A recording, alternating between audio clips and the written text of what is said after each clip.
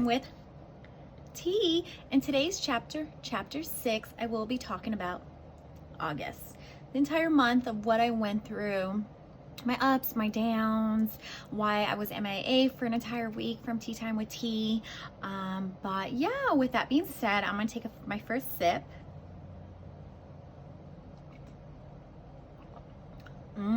It's super warm. I just made it, so hopefully I didn't just burn my tongue. But this is Youthberry, another tea from Teavana, but this one actually has caffeine. It has like 2 levels because I can't have too much caffeine, but I needed a kind of pick me up for today. So yeah.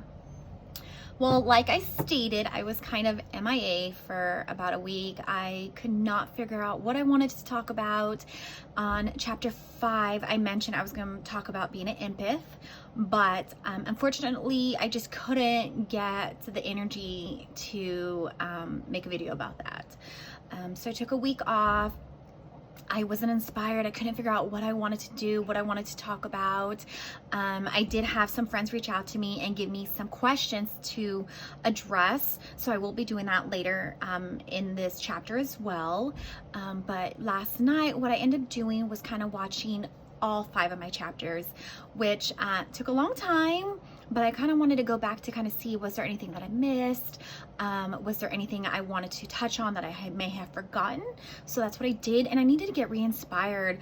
Like I stated, this is really tough, right? I have to be open and vulnerable with all of you and show you what my insides are, pretty much, right? My soul, my heart, my head, everything that goes on.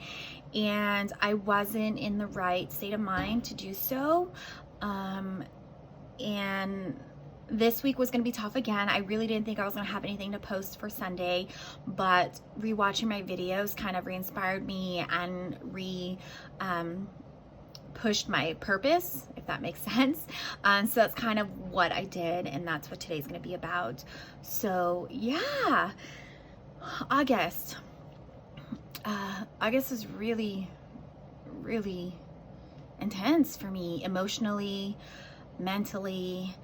A lot happened, but not.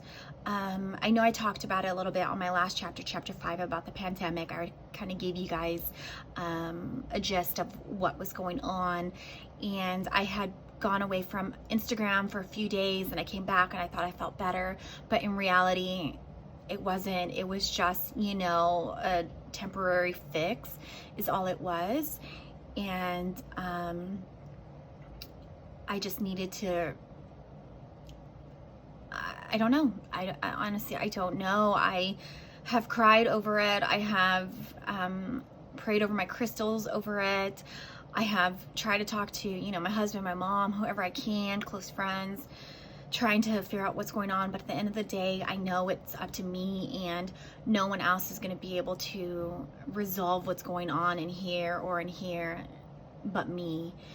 And with this chapter, it's going to be different than the other ones. Like, this one's going to be super random. I'm going to touch base on all kinds of different things, and I'm just going to kind of speak and try to be as raw as I can.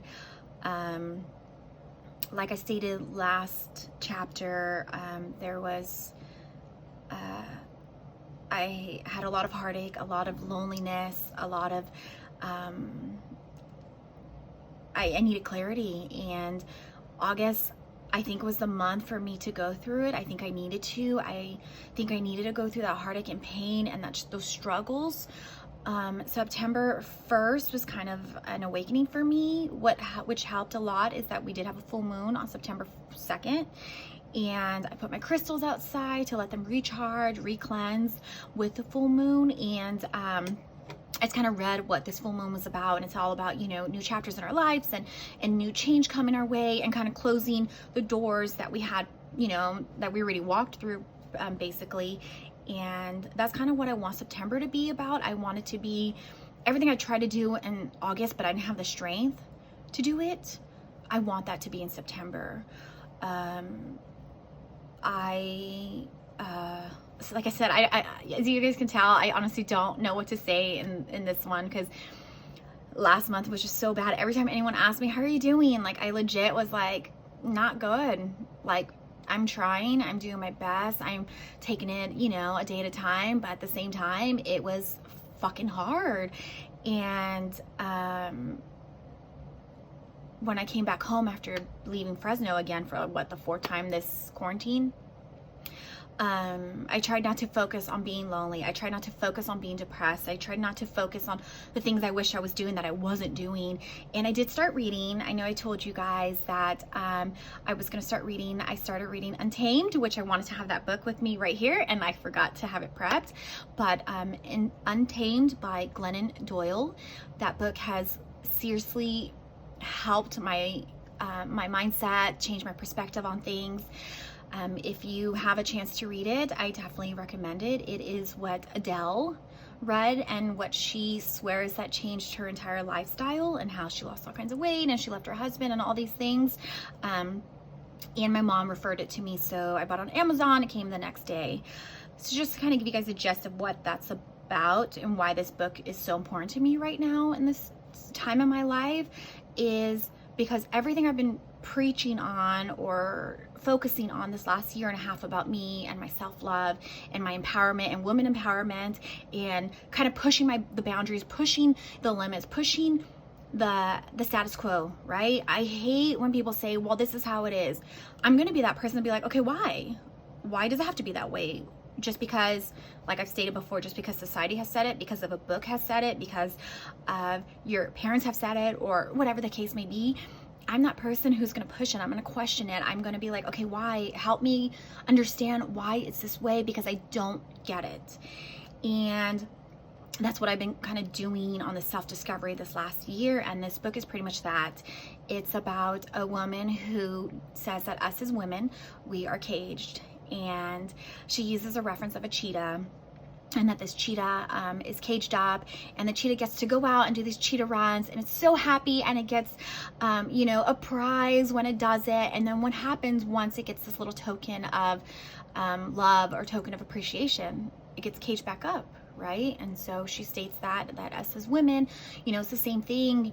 We were trained and we're taught as young girls, you have to be this way, you have to dress this way, and you have to talk this way, you have to, all these proper etiquettes that us as women are supposed to be doing in order to succeed, in order to find husbands, in order to whatever it is that we're supposed to be doing, right? And we do it, we're locked up in this cage, and then they let us out and we're free, but then what happens? We get put right back into it. And I don't believe in that. And I have said this before, like, I can't be tamed. I really cannot. And I try to, in the beginning of my husband and I's relationship, I try to be this perfect girlfriend, and I try to be everything I thought he needed me to be, or what I should have been. And I did it for like a good 2 years, 3 years maybe. And I thought I was happy. I thought, this is great. This is everything he wants, everything that I should be, right? I was in this cage. And suddenly everything changed for me. And I was like, no. Like, he started dating me. He married me knowing who I was. Knowing the type of woman I was. Yes, he never asked me to change. But at the same time, I lost my identity. I lost who I was. I lost the true Tiara inside. And since then, when I realized this, I've been working on getting it back slowly but surely. And I know I'm hurting people along the way. I know I'm not pleasing people along the way of my journey. But what I have realized lately during quarantine, that it doesn't fucking matter. And that's what she says in the book, that we have only one soulmate, and that soulmate is us, right? That's all I have is me. Yes, I have my husband who loves me, my family, my girls, but at the end of the day, I have to live with myself. I have to live with the things that I'm deciding in life. I have to be the one who, in all honesty, I'm dying alone in retrospect. And I know that's something deep and intense to talk about, and I won't go into detail about that because that's a whole nother ball game for me.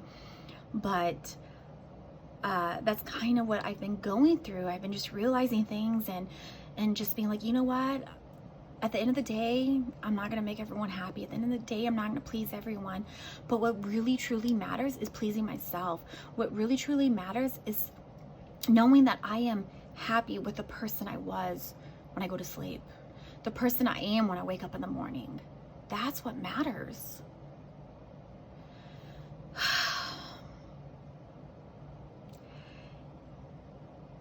In this book, she just states how we need to live our lives. We need to live it the way we want to live, without someone or something telling us what we should be doing or what we shouldn't be doing.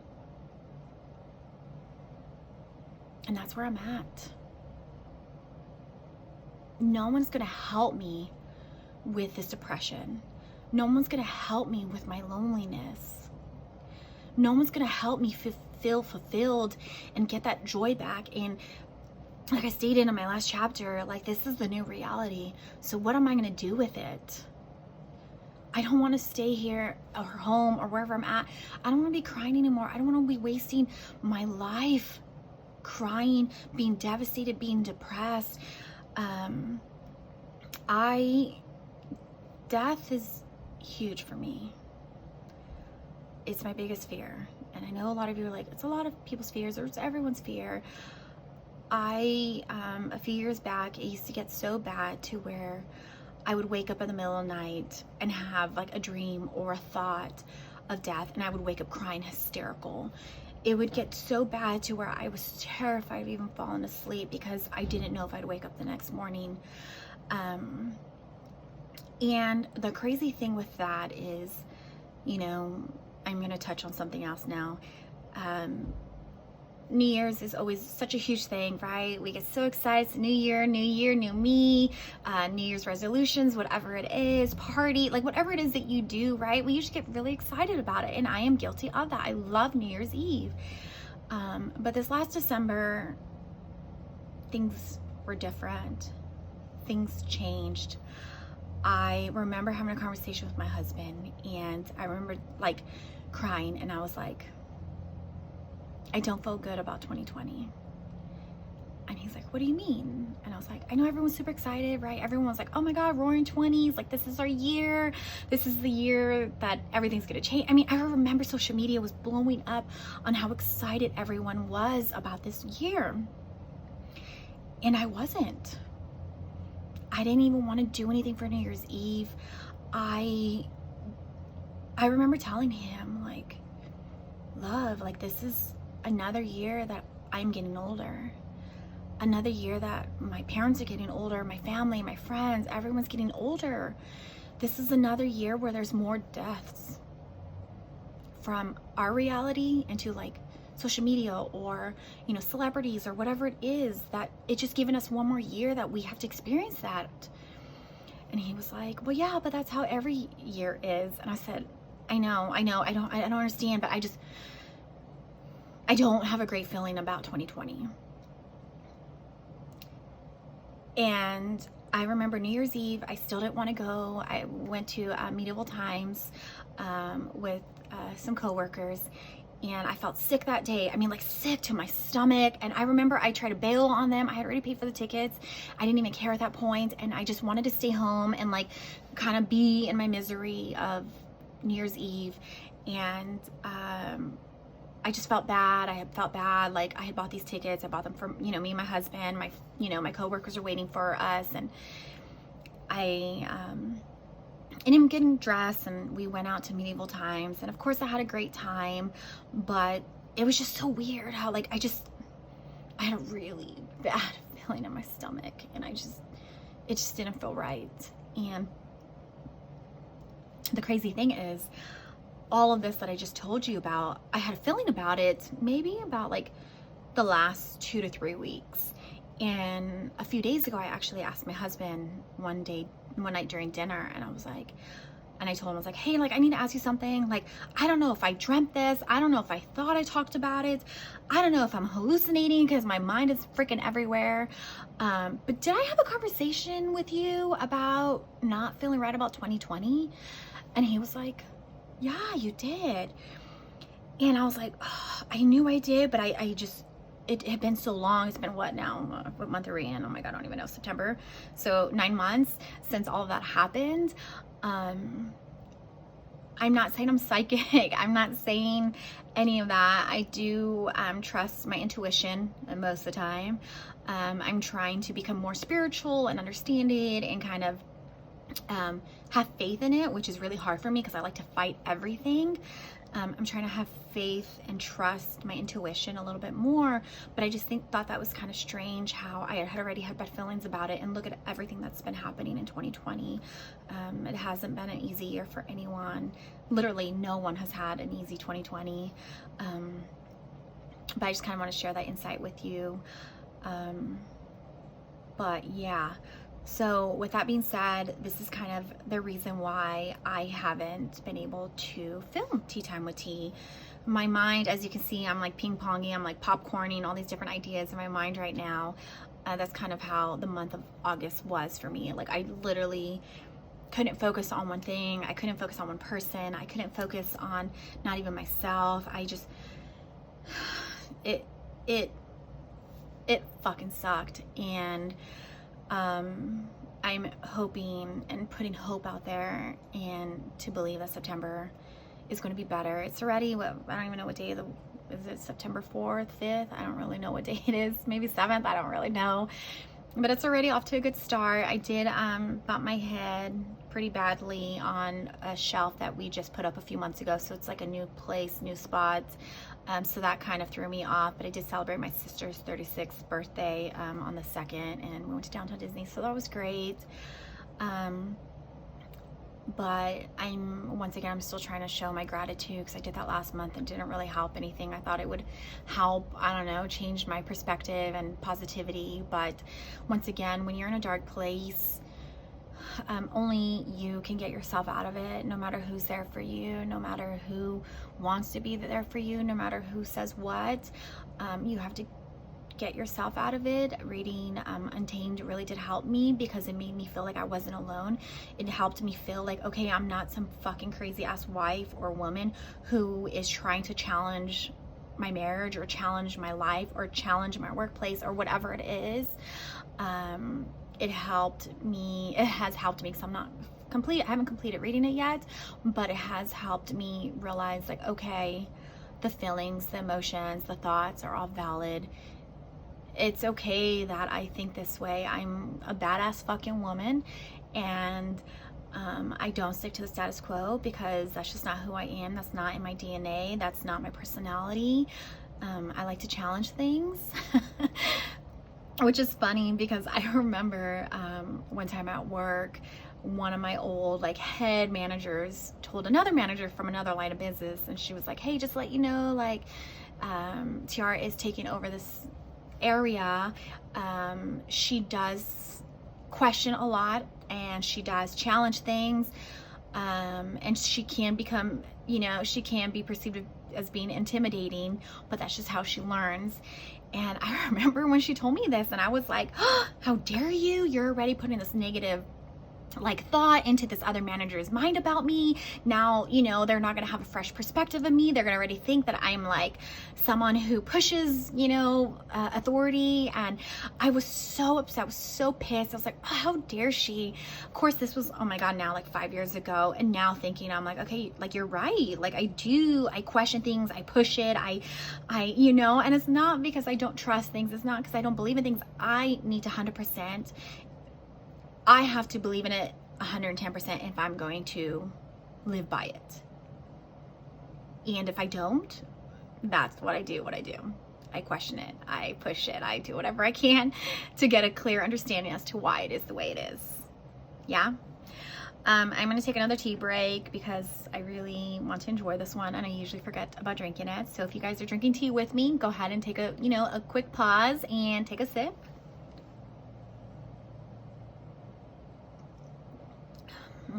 It's at a better temperature now, so it's not so hot. So yeah, I'm gonna go ahead and I don't even know how many minutes I'm at right now. I can't really see. It looks like I'm already talking and rambling on, but I'm gonna answer a few questions that one of my good friends kind of asked me to kind of go over. And I have my handy dandy little notebook to write all my stuff because I don't want to forget. But the first question is, dealing with anxiety during COVID. What are my techniques and suggestions for others dealing with anxiety right now? I think I kind of touched on this already in chapter 3, anxiety.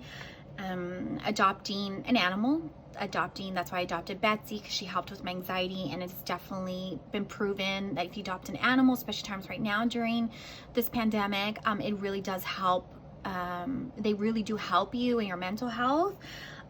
Meditating, it's so hard, and I think I stated this too before, like I have an overactive mind, and so it's very hard for me to meditate.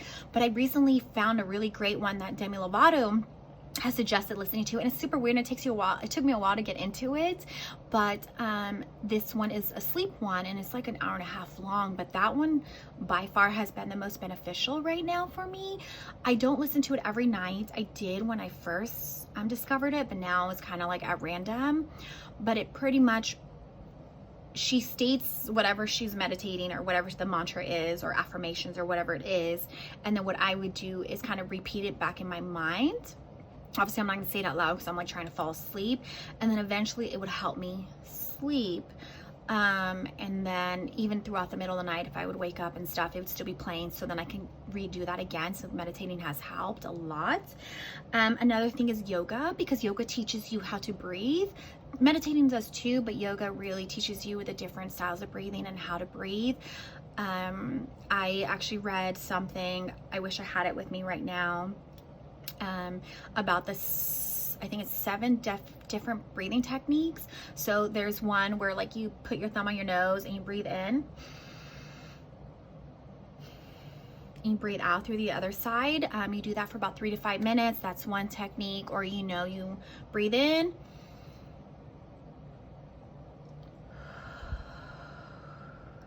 so that one, like you breathe in, you hold it for a few seconds, and then you let it out. There's different breathing techniques. I would say Google it. That definitely helps. The great thing with that is, to start it early in the morning, like before you start your day, and then do it throughout the day. And if you start feeling anxious, or you start feeling, desperation or whatever it is, like doing those breathing techniques really truly helps with anxiety. Another one is journaling or note taking, because with anxiety we get so anxious. Why? Because everything becomes overwhelmed, everything becomes too much for us to handle, to take on. And my therapist used to tell me to journal. I'm not huge on journaling, but I'm huge on note taking. I have a crap ton of notes on my phone, just to kind of get everything that's from here out and into something more visual, because I'm a visual person. And that has definitely helped me. What I did in the beginning of quarantine, which I wish I didn't stop doing, is I created calendars. So for like the first 2 to 3 months of quarantine, I had calendars for every month, and I would write down what I wanted to do. Okay, yoga on this day, meditating on this day, laundry this day. I mean, literally everything. Okay, we're gonna give the girls a bath on this day. I'm gonna vacuum this day. Everything. That way it's a lot more structured, because there is no structure right now during quarantine, right? There just isn't. And I need that, because that's who I am. I love structure, and that helped me a lot. So that was a different technique. But once again, you need to find what works best for you. If it's reading, if it's working out. I know a lot of people, turn to working out and go to the gyms or whatever you can for anxiety. You got to find what's best for you and kind of stick to it. And I think that's the hardest thing. It's like anything else, it has to become a habit, and you just got to keep going. You can't give up, and you can't expect it to cure itself. It's not going to do that. But I hope I answered that one. Question number 2 was bullying for younger generations. What would my advice be to young preteens or teens or younger me growing up in today's environment of bullying on social media? The crazy thing with this question is I have actually talked to my husband about this, and I have told him I honestly don't know if I would have survived being in high school, being bullied with social media. And I know that sounds really bad, and I know that's probably not the answer you want me, or you want to hear, or you want me to say. But what I experienced in junior high and in high school and being bullied was terrific, or horrific. I don't know why I said terrific. That's weird. It was not terrific, okay? But anyway, it was horrific. And with having social media on top of it, like, I hurt for those poor teens or preteens or even adults being bullied on social media. Like, what they go through, you have to have so much strength. But with that, I'm going to, you know, give out suggestions, which I've seen a bunch of celebrities do. You know, you turn off your comments on your Instagram, or you have to be really selective with who your friends are. One thing that drives me crazy is how, to people, social media is like a popularity contest, right? How many people can follow me? How many people can do all my likes? How many people can comment on my stuff? And don't get me wrong, I've been guilty of that too. But it's like, why the fuck does it matter? Why do we care so much how many people like our photos, comment on our photos, how many people follow us? Because are those people like actually your friends? Are they people who want to get to know you? Are they people who love you? So if you're being bullied on social media, you got to stop it. Like, you have to be selective who you have on your social media. You know, I get it, it's your social media, you could do what you want, but at the same time, you have control over that. You have control over what happens on it.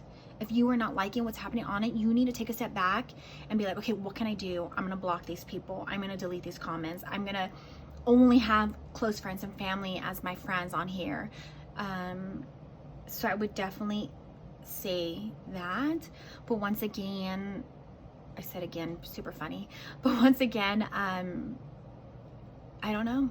I don't know if I would be able to survive today's social media world with what I went through in high school. I would only hope so. I would only hope that I would have had the strength to overcome it, but I don't know. Next question was body image to the self rather than to others. What advice do I give to someone who is much harsher on themselves about how they view their body than fill in the harsh gaze of others? I think we're all guilty of this. There's times where I just feel ugly and fat and gross and oh my god, I mean, like, literally, oh, my hair looks like shit, my makeup looks like shit, whatever the fucking case may be. And I have, you know, and other people don't see me that way, or they might even agree, I don't really know. One thing I used to do that was really bad is when someone would compliment me, I was not great at accepting compliments, and they'd be like, oh my god, I love your hair, and I would be like, oh, thank you so much, but my freaking makeup didn't come out right. Or, oh my god, I love your outfit, it's so cute. And I'd be like, oh, thanks, but my shoes, like, oh, I wore the wrong shoes. I would always find a negative. And I think someone had to point it out to me in order for me to realize that. And I was like, why do I do that to myself? Why am I harming myself? Why can't I just accept this compliment and go with it? It took me years to break that bad habit. And I think finally I'm like, okay, thank you, you know, but it took me so many years to stop doing that. But going back to this,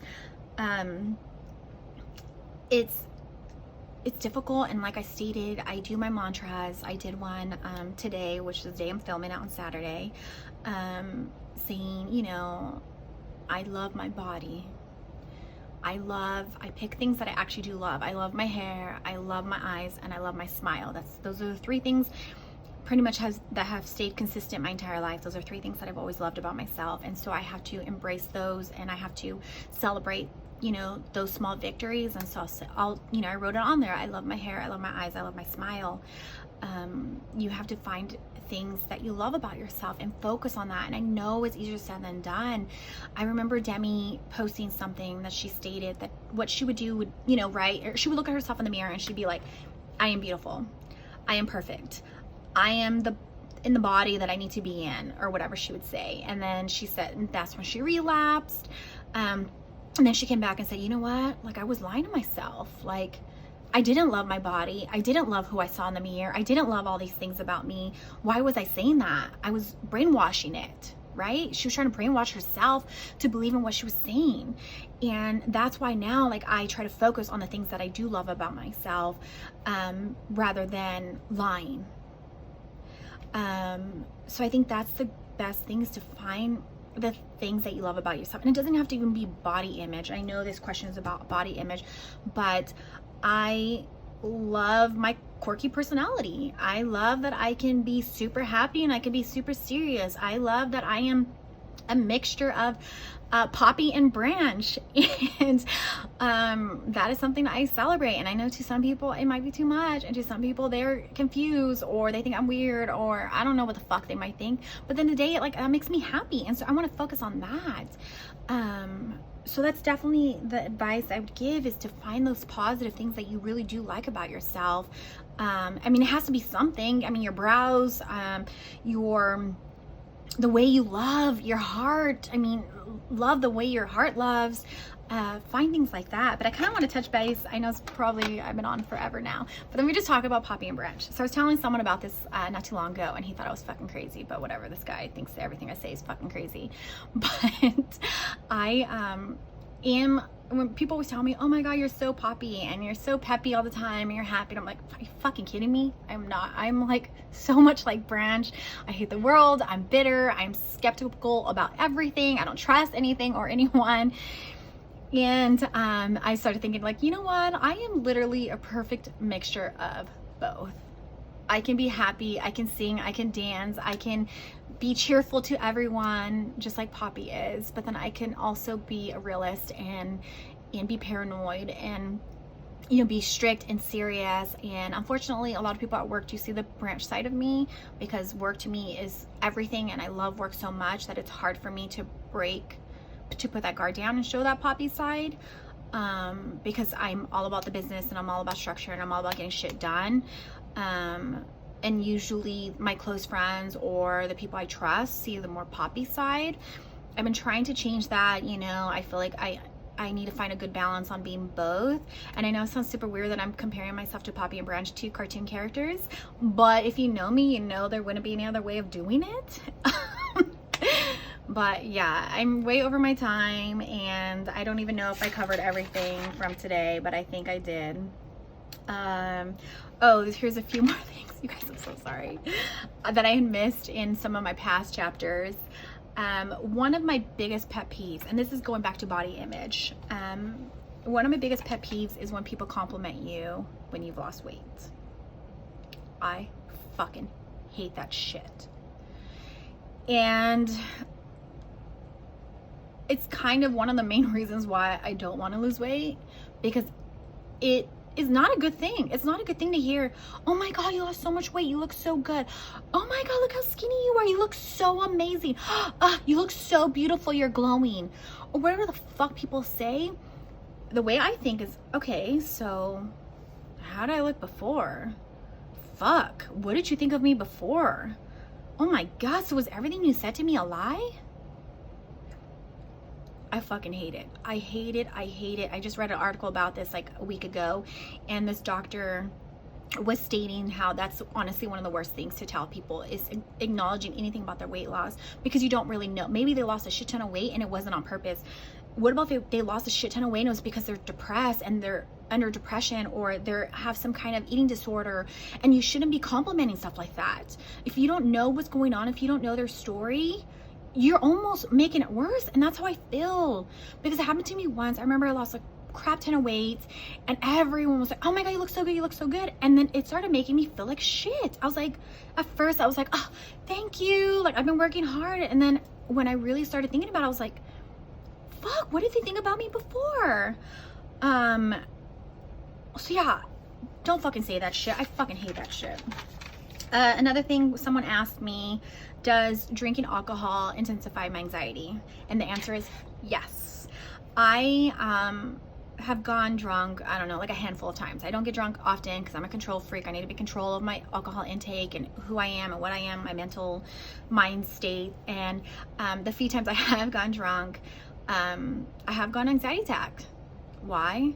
Because whatever the alcohol does fucks with my mental chemicals. And once again, I need to be in control. Once I'm drunk, I have no control over anything. And then I lose it. I lose control. I start hyperventilating. I'm crying. I can't breathe. I mean, I literally have a full-blown anxiety attack when I get drunk. So the answer, once again, is yes. Be careful what you are drinking. Don't drink too much when you have anxiety. Another thing is caffeine. I am allergic to caffeine. I shouldn't have soda, coffee, any of that stuff, even tea. I have a lot of friends who have crazy anxiety and yet they drink coffee all the time. And I'm like, you guys that's contradicting it. Like, what are you doing? You were making it worse. You're intensifying it. You can't do that. You need to, drink tea that doesn't have caffeine, or decaf coffee. I think that doesn't have caffeine. I don't drink coffee. But that's definitely should not be getting drunk or drinking stuff with caffeine, because that does intensify everything. But other than that, I think that's pretty much it. I am so sorry this chapter was a hot mess, but I needed to film it. I needed to get something out. I needed to get content out, or my heart out, my memory out, whatever it is. Chapter 7 will be about being an empath. I know I had stated that a while ago, but I am heart set. I'm ready. I promise. I don't promise me no promises, but next chapter will be about being an empath, because there's so much I need to talk about my past and my present, about being that. But yeah, I hope you guys enjoyed chapter 6 about August. And I truly am sorry it was a hot mess. But anyway, thank you for watching Tea Time with Tea.